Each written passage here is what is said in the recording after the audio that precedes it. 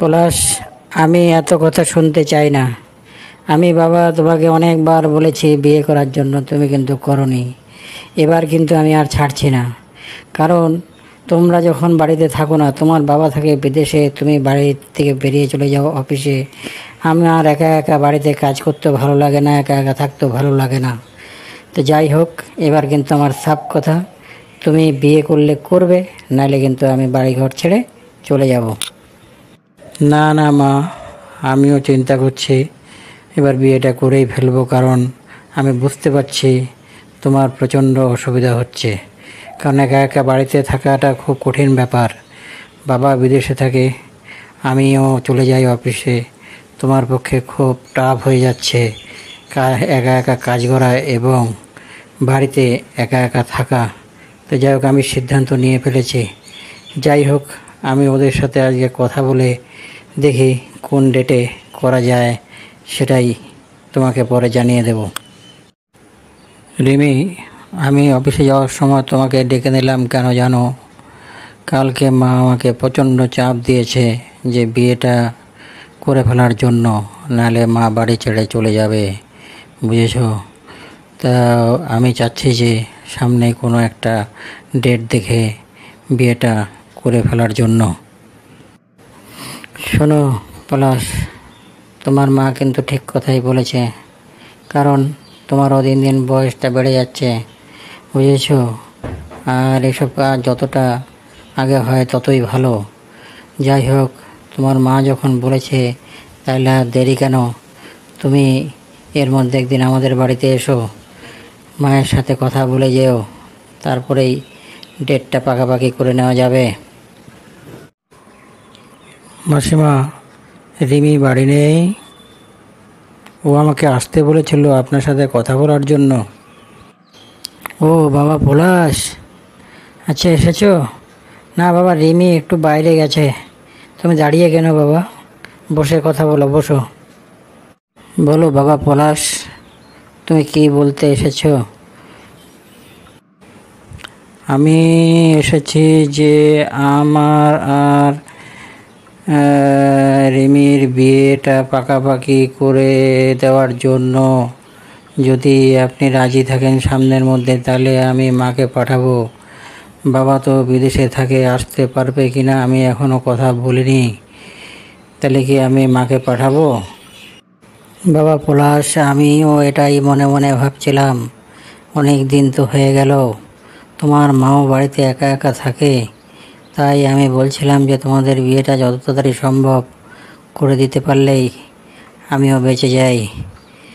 তুমি একটা কাজ করো, তুমি বাড়ি গিয়ে তোমার মাকে পাঠিও। আর যদি তোমার বাবা আসতে পারে তাহলে তোমার বাবাকে পাঠিও, বুঝেছো?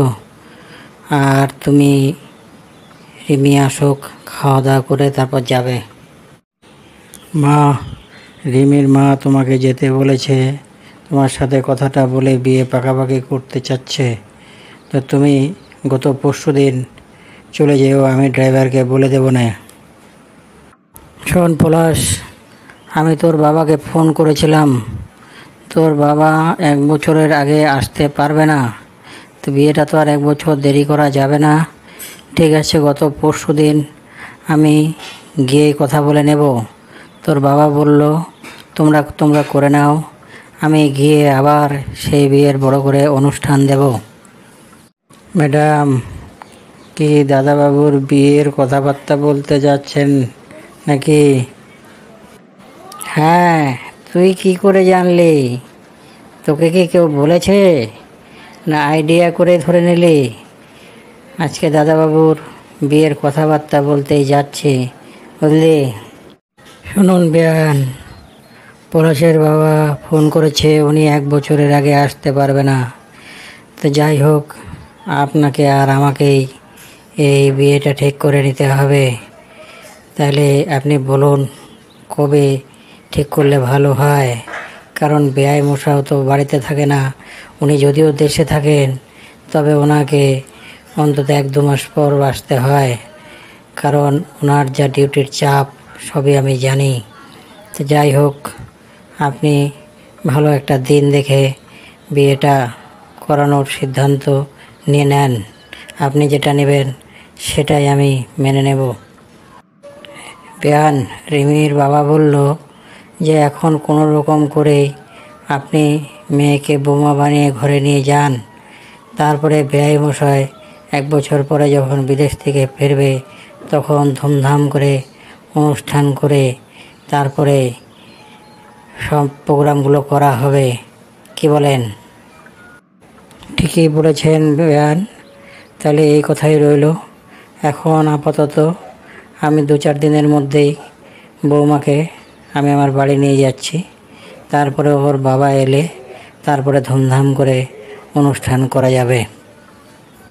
দেখেছো বৌমা, তোমাকে আমাদের বাড়িতে নিয়ে এসেছি 1 বছর হয়ে গেল। কালকেই তোমার শ্বশুরমশাই বিদেশ থেকে ফিরবে। আমাকে বলল বিমানবন্দর থেকে নেমে আসার সময় তোমাদের বাড়িতে ঢোকে সামনের দিনের কি প্রোগ্রাম করবে সে প্রোগ্রাম একবারে পাকাপাকি করে আসবে। দেখো 1টা বছর কিভাবে চলে গেল। হ্যাঁ, ঠিক বলেছেন মা। 1টা বছর কোন দিক দিয়ে যে চলে গেল কিছুই বোঝা গেল না। ঠিক আছে বাবা, কালকে আসার সময় যদি আমাদের বাড়িতে ঢুকে মায়ের সাথে দেখা করে কথা ফাইনাল করে চলে আসে তাহলে তো একবারে এই কাজটা হয়ে যাবে। ঠিক আছে, কাল বাবা আসা পর্যন্ত অপেক্ষা করি কি বলে। এই পলাশের শ্বশুর বাড়ি তুই চিনিস? তুই এর আগে এসেছিলি?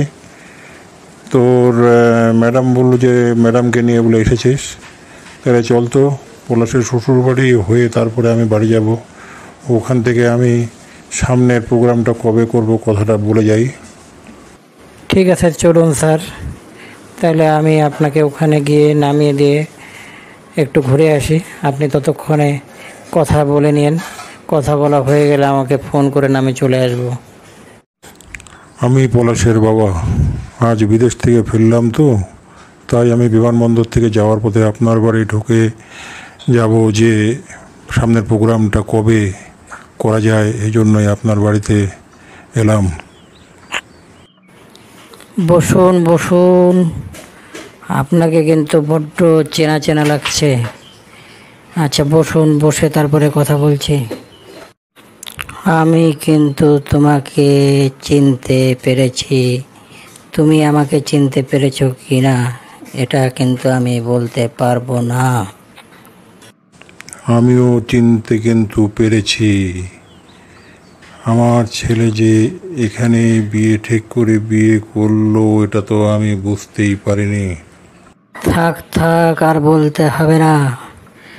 সেই সময় তুমি আমার সাথে সব কিছু পাকাপাকি করে আমার সাথে 5 বছর ঘোরাফেরা করলে, তারপরে বিদেশ গিয়ে তুমি পয়সা করে রোজগার করা শুরু করলে, তখন কিন্তু তুমি আমাকে আর বিয়ে করার সম্মতি দিলে না।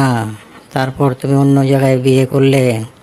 কিন্তু দেখো উপরওয়ালার কি নিষ্ঠুর পরিহাস, কেউই আমরা জানি না, কিন্তু ঠিক তোমার ছেলেকে আমার বাড়ির জামাই করে নিয়ে এলো। এটা উচিত শিক্ষা হলো না তোমার, বলো? আমি কিন্তু কিছুই জানি না, যা করেছেন উপরওয়ালাই করেছেন। তোমার দর্পটা চূর্ণ হলো তো। থাক থাক, আর বলে আমাকে লজ্জা দিও না। উপরওয়ালা যা করেছে মঙ্গলই করেছে। যাই হোক, এই কথাটা তোমার আমার মধ্যেই থাকবে, আর যেন কেউ জানতে না পারে, তাহলে হিতে বিপরীত হবে। তো যাই হোক, আমি উপরওয়ালাকে 2 হাত ভরে প্রণাম করছি যে উনি এই জিনিসটা করে দেওয়ার জন্য, যেখানে আমি ভয়ে বা তোমাকে ধোঁকা দিয়ে পালিয়ে গিয়েছিলাম, সেখানেই আমার ছেলে এসে সেই কাজটা পূরণ করে দিয়ে গেল।